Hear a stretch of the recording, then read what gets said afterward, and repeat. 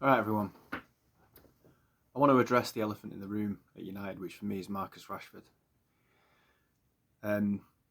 He is by no means the only problem in the team. He's not by no means the only problem in the club. If we sold him tomorrow, would we start winning Premier League titles again? Absolutely not. But he is a huge symbol of the lack of standards at the club. He's a symptom of the problems rather than the problem itself. But let's look at how symbolically he symbolises issues on a greater level at Man United, and it's in more ways than you would think. First of all, we've got a player who doesn't run, who doesn't track back, who doesn't jump for headers, who ducks out of 50-50s, and has become the highest paid player in the team. He does none of the bare minimum that you need to do. What kind of standards does that set? What kind of message does that send to a young player? Secondly, I think the lack of leadership at the club has led to the problem in the first place, in more ways than one, in that he wouldn't get anywhere near the amount of stick that he gets if he was a squad player, which he should be. His quality that he's got is good enough to be a squad player for Man United. So if he was a squad player, he'd get nowhere near the same shit that he gets now. But instead, because it feels like United have needed this poster boy, they've needed this persona, somebody to kind of front up as being their man, the big fella that's the superstar of the team.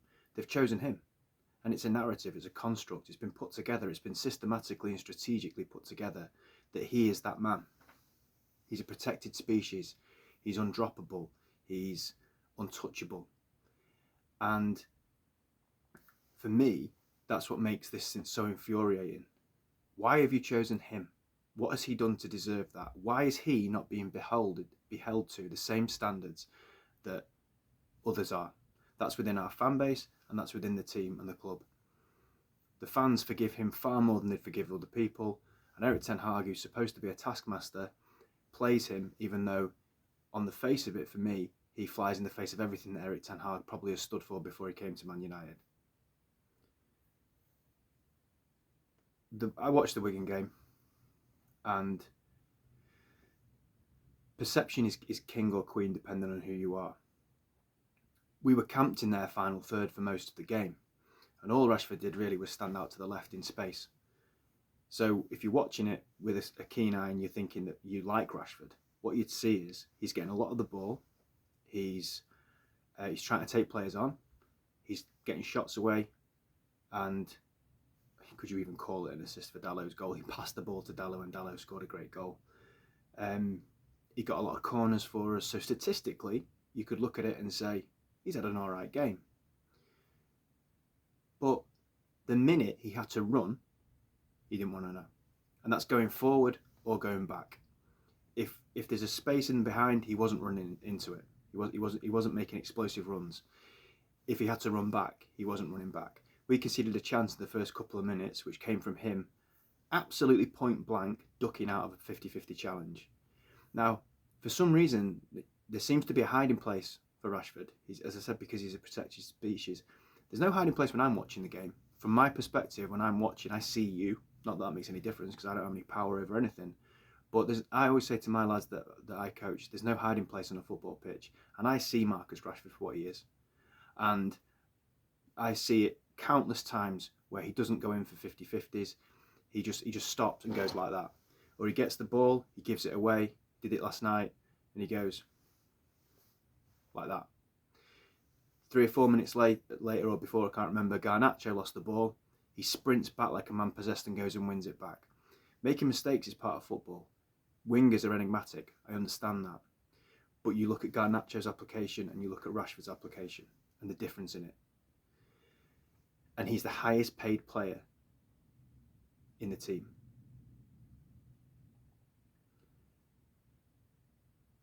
This has been going on for quite some time. When Ole Solskjaer came in, it started then. The season where we finished second under Solskjaer, Rashford was gash, absolute rubbish. and he played every single minute of every single game. And people were starting to say he's carrying an injury, something that's not right in his head. This is 3 years ago. The same things are being said now. But to go back to the point, Solskjaer kept picking him. I said to my mate at the time, you watch Rashford, he keeps making the same mistakes. Just gets the ball and he runs into trouble, or he gets the ball and just tries to shoot. Either, Ollie, coach him to do something different, or drop him. Don't just let him keep making the same mistakes. Or, if you're trying to coach him to do something different and he ain't listening to you, then drop him.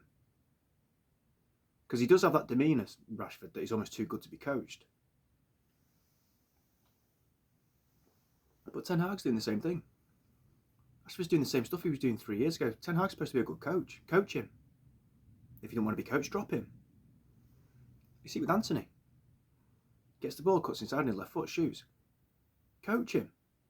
We just, I think at United, managers come in and they look at a player like Rashford or they look at a player like Anthony who spent 85 million and they go, oh, he plays for United, he doesn't need to be coached, does he?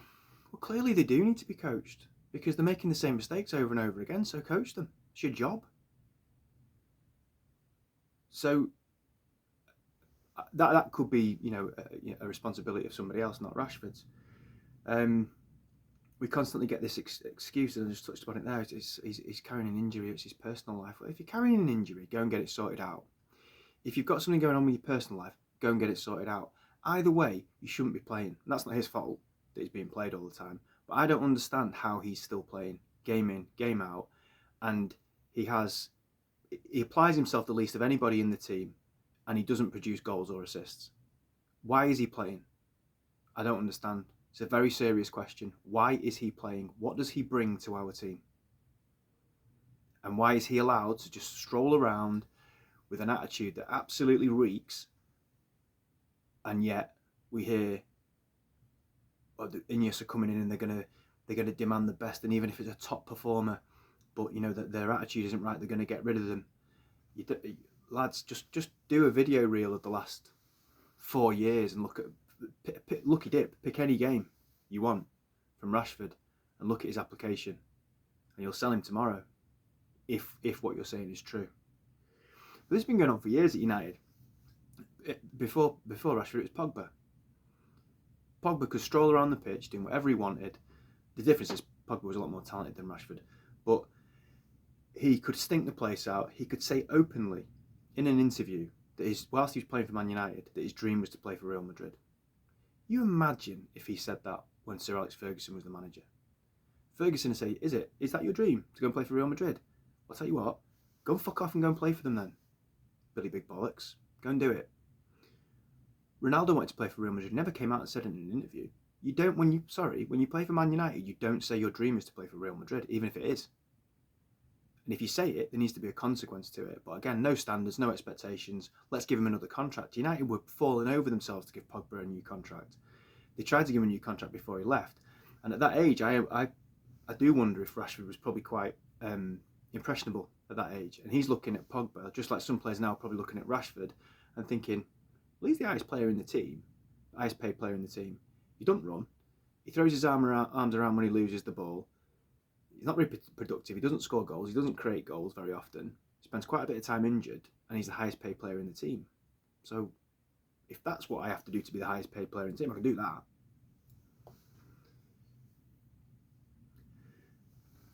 Said it before. If someone lacks ability, not got a massive problem with that. If someone lacks application, but they're really, really skillful, like Berbatov. Berbatov was an example of it. Ridiculously talented player, but didn't try that hard. But you saw him do stuff that you or I could only dream of, and most professional football players could only dream of. Rashford doesn't apply himself, and he isn't technically very good. You can be a lazy bastard if you're scoring, like last season he scored 30 goals, fine. But in general, over his career at United, he's not good enough just to coast. He's not Eric Cantona. He's not Wayne Rooney. He's not Ruud van Nistelrooy. He's not Van Persie. He's not Ronaldo. He's not even Nani. He's Gabriel Oberton with a good PR team. Danny Welbeck was better than him. you can't. It's difficult to compare eras, but Danny Welbeck came through at a time when United had Tevez, Ronaldo, and Rooney up front, and then Berbatov came as well. So understandably, as a young kid, he just got bits and pieces, and he got in the team, and he got in and out of the team in certain games. Then when Berbatov left, Tevez left, and Ronaldo left, Glazonomics kicked in, and Welbeck started to get a little bit more time on the pitch with Rooney, and then obviously Van Persie came in, and he played a bit without breaking into the team properly. When Ferguson left, it looked like he might get a bit more time, and then obviously he went off to Arsenal. If Rashford came into the team with exactly the same qualities that he came into our team with, he wouldn't have got as much game time as Danny Welbeck. And he would have gone down the same road. He'd have left after 4 or 5 years because he couldn't cut it. But the standards have dropped so much that he's now our poster boy, as I said before. If Welbeck came into United's team in 2015 when Rashford did, with all the same abilities Welbeck had back in 2007, 2008 when he started to break through, he'd be the main guy at United, other than his injuries. That would have hampered him. You know, to take it outside of United, I look at Raheem Sterling. Raheem Sterling was at City, and he went through a stage where if City scored, if you looked on BBC Football, it'd be like City 2-1 up. I'd be like, Sterling's probably scored. Sterling, there it is. Sterling scored 25 goals, I think three seasons in a row under Guardiola. Guardiola saw maybe his performance had dipped, maybe he saw something in training. He's off. Sell him. Don't even sell him to Chelsea, who technically are kind of a rival. It doesn't matter. Just sell him. What's he done at Chelsea? Nothing. Sterling's better than Rashford. He's far better than Rashford. Rashford's never put 3 seasons together where he scored 25 goals. He's not even got close to it. But City have a manager who demands the best, has foresight, and a club that will back him. United don't have any demanding of the best. They don't have any foresight within the club. So they give him a £350,000 a week contract based on one streak last season. Again, so indicative of the problems at the club. There's some people out there that are sort of saying he played for a new contract last year because as soon as he got the new contract, his form started to dip. And I always thought, no, I just don't think he's very good. I don't think he's clever enough to do that. I just think that he hit a bit of a streak. But if you look at the timing of his dip in form, it probably is around the time that he got the new contract. Do you know what? If that's the case, that's even worse. That's even worse because that means you're choosing when to do it and when not to do it. I just don't think he's very good, and his body language stinks. But if actually he's probably half decent and his body language stinks, that makes it even worse because it means you're choosing not to apply the skills that you've got. Either way, I don't understand what's given him this untouchable, protected position at United. He's done nothing to warrant it. And that's why I get so annoyed about it. And that's not really on him. That's on the club. And as I say, if he's a squad player, if he was a squad player, no one would give him any shit. I see fans that are up in arms about Scott McTominay. Up in arms about Wan-Bissaka. Are they great players? No. Do they apply themselves to the best of their ability? I think they do. I saw it with Fred. People used to go absolutely nuts about Fred. Fred never cheated United. Rashford's cheating United. And he's from Wythenshawe. My mum and dad are from Wythenshawe. It's a working class place. Back in the day it was anyway. He's told stories, Rashford, about his mum. Having to work 2 or 3 jobs to put food on the table for his brothers and his sisters, and how he admires her, and she's a hero, and the sacrifice and the work ethic she had. I watch you on a football pitch, Marcus, you're an insult to your background because you don't work hard at all. You are lazy. You don't try. You don't run. You look desperately unhappy, and you don't look like you want to be at United. If you don't want to be at United, that's absolutely cool. Go somewhere else. But don't just keep taking your money and turning up and playing with the worst attitude in the team, which is what he's got. As I said, I think at the start of the video, it's the elephant in the room. It needs to be spoken about. People will say that fans have an agenda against him. I am just calling out what I see. The world isn't fair, I understand that. But I don't think it's fair that it seems to be certain players are open season just to criticise them, have a go at them, when, you know, I don't think they really... If we look at Rashford, then I don't think those other players that get it in the neck deserve it. Why is he a protected species? Genuine question. Don't understand. If Ineos want to make a mark and they're saying that, you know, we're cost cutting, we've given players too bigger contracts, Varane and Casemiro are the two ones that they're talking about. Varane and Casemiro, I'd keep them all day long ahead of Rashford because they're winners. He's not a winner. People talk about him again as if he's a kid. Is he 26, 27? Varane's 28. Yeah, he's got a bad injury record. But Varane's a winner. Casemiro's a winner. Who's the next one? Who's the next one that's going to be bitten by the zombie effect? Who's going to be the one that Rashford infiltrates? Because it almost becomes ridiculous for him to keep playing as he is and keep getting his untouchable status. It starts to become like a conspiracy theory. Is it written into his contract that he plays or something because something's amiss here?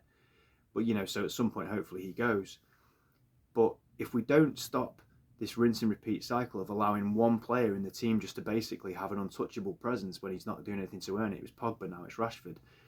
Who's to say then Højlund doesn't start to feel like that? Well, Garnacho, probably more likely. Garnacho, because Højlund's not doing particularly well. But Garnacho or Mainu or someone like that, which would be a crying shame. I wouldn't have Rashford anywhere near this team. I wouldn't have him anywhere near the club. And I can safely say I'd sell him to any of our rivals.